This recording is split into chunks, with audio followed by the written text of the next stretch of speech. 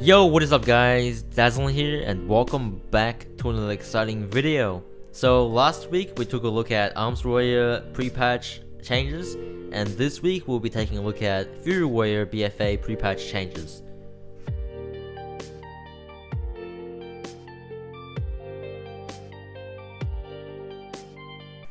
Now be aware that this is not a guide or a tutorial. I'm here to learn with you guys, so if I do say anything wrong, you'll have to bash me with Icy Veins. I mean, come on guys, who uses Icy Veins? Like, it's such a bad website. Like, just learn the class by yourself, or just watch some famous YouTubers videos like me.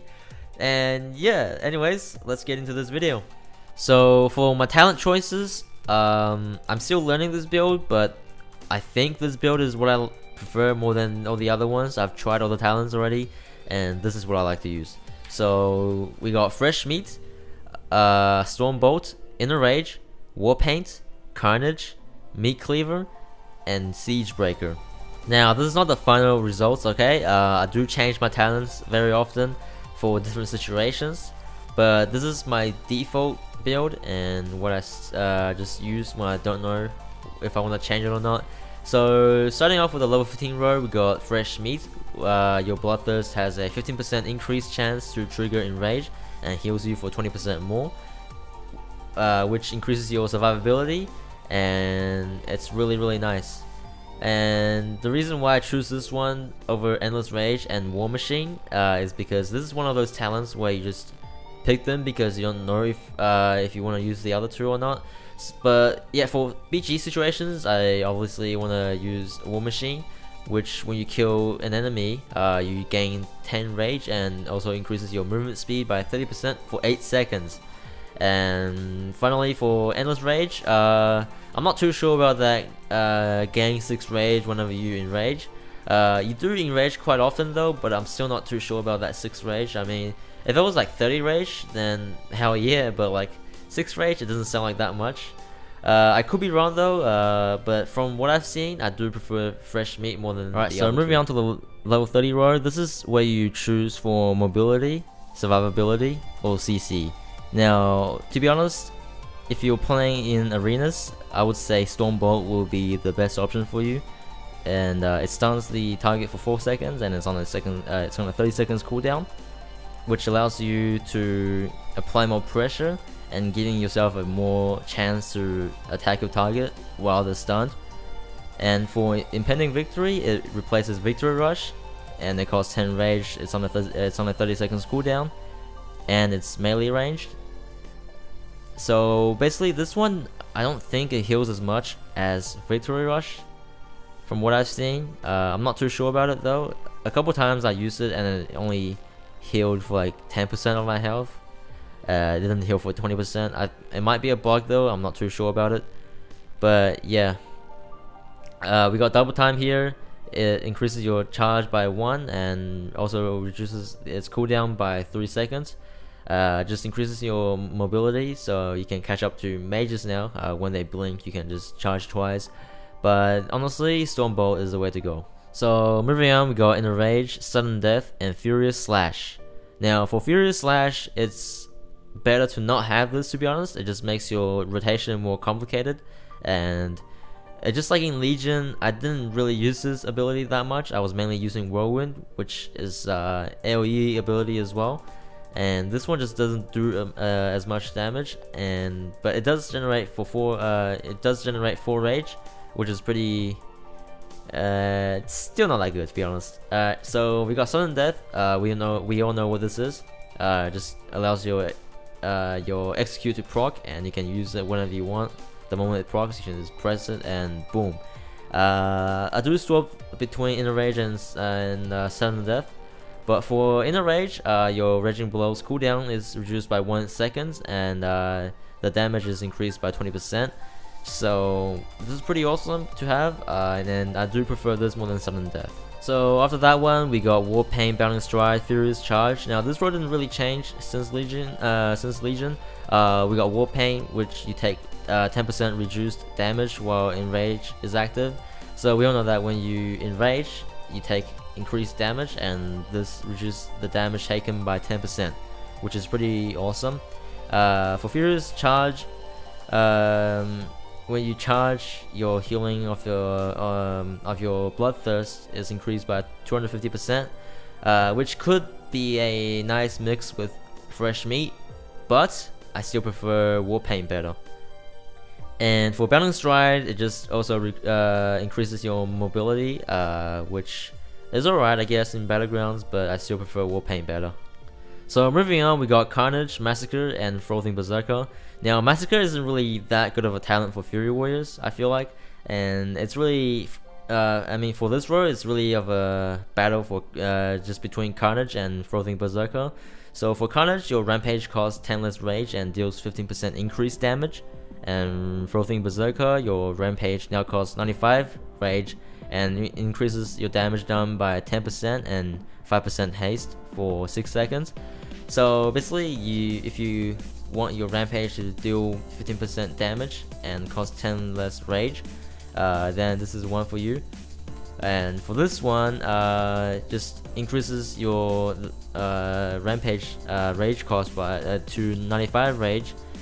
So for this one, it increases your overall damage done by 10% and your haste by 5%.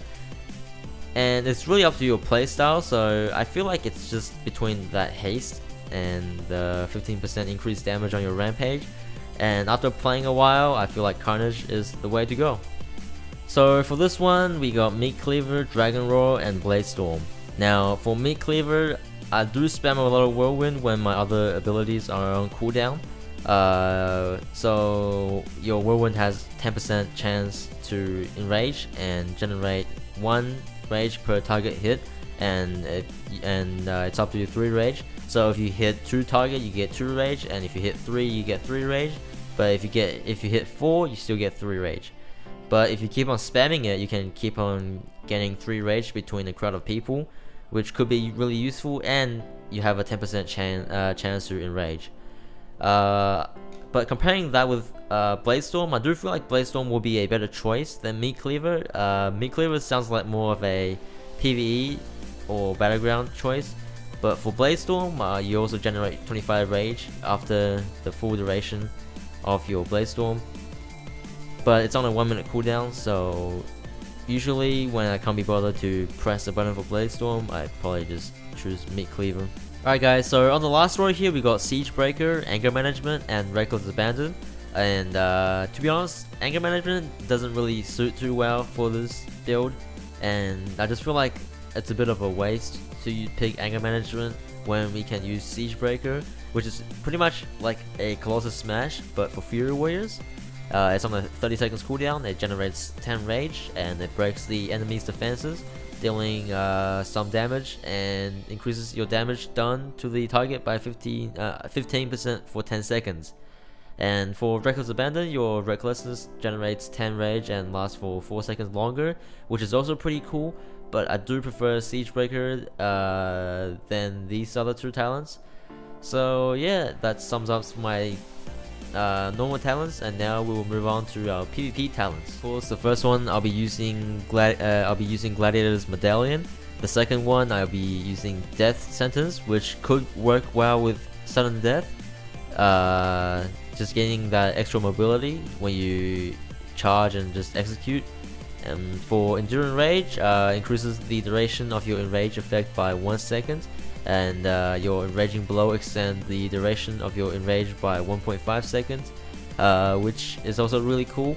And the third one I use is Thirst for Battle.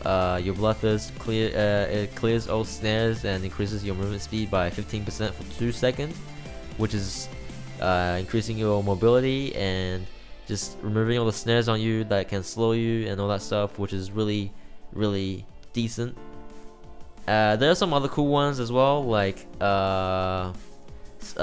Slaughterhouse and Battle Trance, but from my experience, I do like these 3 better. So yeah, let's take a look at our DPS rotation. Alright guys, so for my DPS rotation, as a Fury Warrior, you don't really have a rotation, you kind of just use what's available and what procs. But so what I do is I would probably just charge in and maybe stun the enemy. And then I might proceed to use my Siege Breaker, and then I use my cooldown, and I just use Raging Blow until Rampage procs, and just keep on using Raging Blow and Rampage and Bloodthirst. Now if all your abilities are on cooldown, just use Whirlwind and just wait for procs and wait for cooldowns, and yeah, that's pretty much the Fury Warrior rotation.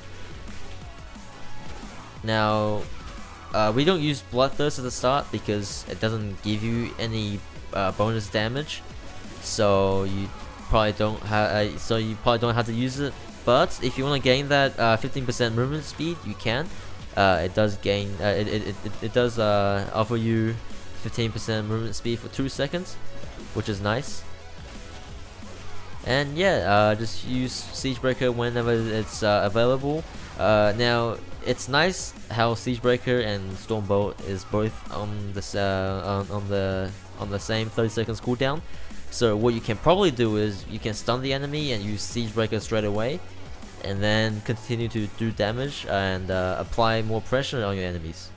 Alright guys, so that's gonna be it for this video. I'm pretty sure I covered everything for the Fury Warrior BFA pre-patch changes. Now if I didn't make any mistakes, or if you have a different build that's better than mine, or if I got the DPS rotation wrong again, and you guys would like to send me a link to Icy Veins, sure, go ahead.